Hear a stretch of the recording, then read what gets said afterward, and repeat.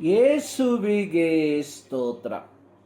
ಇಂದು 24 August 2026. ಎಲ್ಲರಿಗೂ ಶುಭ ಮುಂಜಾನೆ. ಈ ದಿನದ ಧ್ಯಾನ ಭಾಗ ಇಬ್ರಿಯರಿಗೆ ಬರೆದ ಪತ್ರಿಕೆ 10ನೇ ಅಧ್ಯಾಯದ 26ನೇ ವಾಕ್ಯ. ಯಾಕೆಂದರೆ ಸತ್ಯದ ಪರಿಜ್ಞಾನವನ್ನು ನಾವು ಹೊಂದಿದ ಮೇಲೆ ಬೇಕೆಂದು ಪಾಪ ಮಾಡಿದರೆ ಪಾಪ ಪರಿಹಾರಕ್ಕಾಗಿ ಇನ್ನಾವ ಯಜ್ಞವೂ ಇರುವುದಿಲ್ಲ. ಅಪೊಸ್ತಲನಾದ ಪೌಲನು ರೋಮಾಪುರದ ದೇವಜನರಿಗೆ ಪತ್ರಿಕೆಯನ್ನು ಬರೆದಿರುವಾಗ ಕ್ರೈಸ್ತರ ನಡತೆ ಹೇಗಿರಬೇಕೆಂಬುದನ್ನು ಸುವಿಸ್ತಾರವಾಗಿ ವಿವರಿಸಿರುವುದನ್ನು ನೋಡುತ್ತೇವೆ. ರೋಮಾಪುರದವರಿಗೆ ಬರೆದ ಪತ್ರಿಕೆ 6ನೇ ಅಧ್ಯಾಯದ 1ರಿಂದ 5 ವಾಕ್ಯಗಳಲ್ಲಿ ಬರೆದಿರುವಂಥದ್ದು, ದೇವರ ಕೃಪೆಯು ಹೆಚ್ಚಲಿ ಎಂದು ನಾವು ಪಾಪದಲ್ಲಿ ಇನ್ನೂ ಇರಬೇಕೋ? ಎಂದಿಗೂ ಇರಬಾರದು. ಪಾಪದ ಪಾಲಿಗೆ ಸತ್ತವರಾದ ನಾವು ಇನ್ನೂ ಅದರಲ್ಲೇ ಬದುಕುವುದು ಹೇಗೆ? ಕ್ರಿಸ್ತ ಯೇಸುವಿನಲ್ಲಿ ಸೇರುವುದಕ್ಕೆ ದೀಕ್ಷಾಸ್ನಾನ ಮಾಡಿಸಿಕೊಂಡವರಾದ ನಾವೆಲ್ಲರೂ ಆತನ ಮರಣದಲ್ಲಿ ಪಾಲುಗಾರರಾಗುವುದಕ್ಕೆ ದೀಕ್ಷಾಸ್ನಾನ ಮಾಡಿಸಿಕೊಂಡೆವೆಂದು ನಿಮಗೆ ತಿಳಿಯದು. ಹೀಗಿರಲಾಗಿ ನಾವು ದೀಕ್ಷಾಸ್ನಾನ ಮಾಡಿಸಿಕೊಂಡಾಗ ಆತನ ಮರಣದಲ್ಲಿ ಪಾಲುಗಾರರಾಗಿ ಆತನೊಂದಿಗೆ ಹೂಣಲ್ಪಟ್ಟೆವು. ಆದದರಿಂದ ಕ್ರಿಸ್ತನು ಸತ್ತು ತಂದೆಯ ಮಹಿಮೆಯಿಂದ ಜೀವಿತರಾಗಿ ಎಬ್ಬಿಸಲ್ಪಟ್ಟಂತೆಯೇ ನಾವು ಕೂಡ ಜೀವದಿಂದೆದ್ದು ಹೊಸವರಾಗಿ ನಡೆದುಕೊಳ್ಳಬೇಕು. ನಾವು ಆತನ ಮರಣಕ್ಕೆ ಸದೃಶವಾದ ಮರಣವನ್ನು ಹೊಂದಿ ಆತನಲ್ಲಿ ಐಕ್ಯವಾಗಿದ್ದರೆ ಆತನ ಪುನರುತ್ಥಾನಕ್ಕೆ ಸದೃಶವಾದ ಪುನರುತ್ಥಾನವನ್ನು ಹೊಂದಿ ಆತನಲ್ಲಿ ಐಕ್ಯವಾಗುವೆವು. ಪಾಪಾಧೀನ ಸ್ವಭಾವವು ನಾಶವಾಗಿ ಇನ್ನು ನಾವು ಪಾಪದ ವಶದಲ್ಲಿರದಂತೆ ನಮ್ಮ ಪೂರ್ವ ಸ್ವಭಾವವು ಕ್ರಿಸ್ತನ ಕೂಡ ಶಿಲುಬೆಗೆ ಹಾಕಲ್ಪಟ್ಟಿತೆಂದು ತಿಳಿದಿದ್ದೇವೆ. ಸತ್ತವನು ಪಾಪದ ವಶದಿಂದ ಬಿಡುಗಡೆ ಹೊಂದಿದ್ದಾನಷ್ಟೇ. ಯೇಸು ಕ್ರಿಸ್ತನಲ್ಲಿ ಸೇರುವುದಕ್ಕೆ ದೀಕ್ಷಾಸ್ನಾನ ಮಾಡಿಸಿಕೊಂಡಿರುವ ನಾವೆಲ್ಲರೂ ಕ್ರಿಸ್ತನನ್ನು ಧರಿಸಿಕೊಂಡವರಾಗಿದ್ದೇವೆ.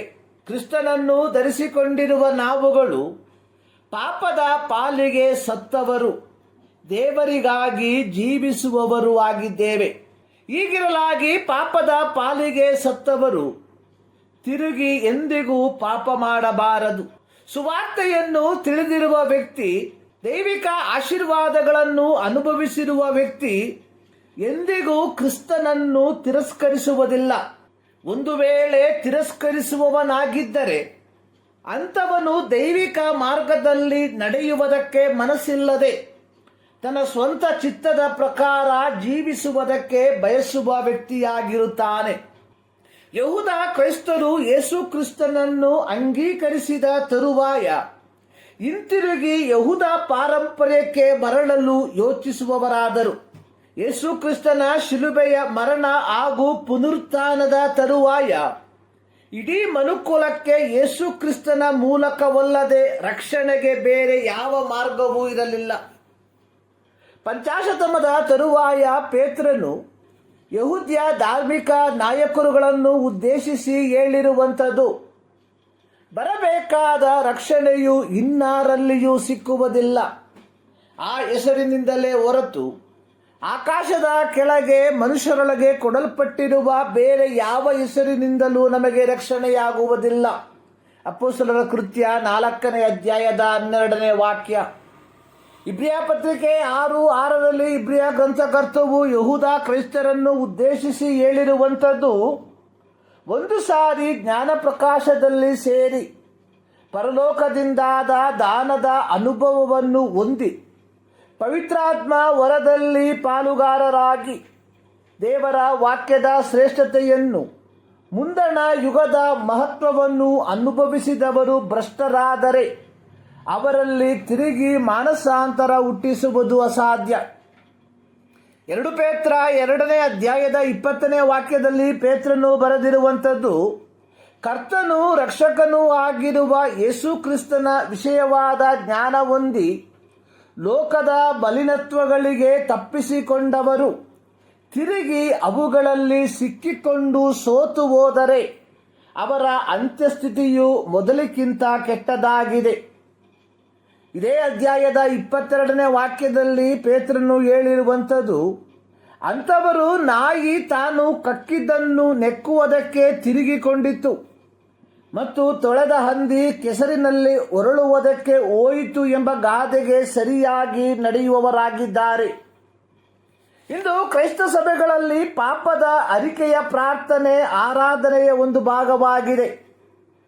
ಇದು ಆರಾಧನೆಯ ಭಾಗವಾಗಿ ಮಾರ್ಪಟ್ಟಿರುವುದರಿಂದ ಇದು ಬೇಕೆಂದು ಪಾಪ ಮಾಡುವುದಕ್ಕೆ ಸಭೆಯು ನಮಗೆ ಕೊಟ್ಟಿರುವ ಪರವಾನಿಗೆ ಪತ್ರವಲ್ಲ. ಪ್ರತಿಯೊಬ್ಬ ಕ್ರೈಸ್ತನು ಪವಿತ್ರ ಜೀವಿತವನ್ನು ಜೀವಿಸುವುದಕ್ಕೆ ಬಾಧ್ಯಸ್ಥನಾಗಿದ್ದಾನೆ.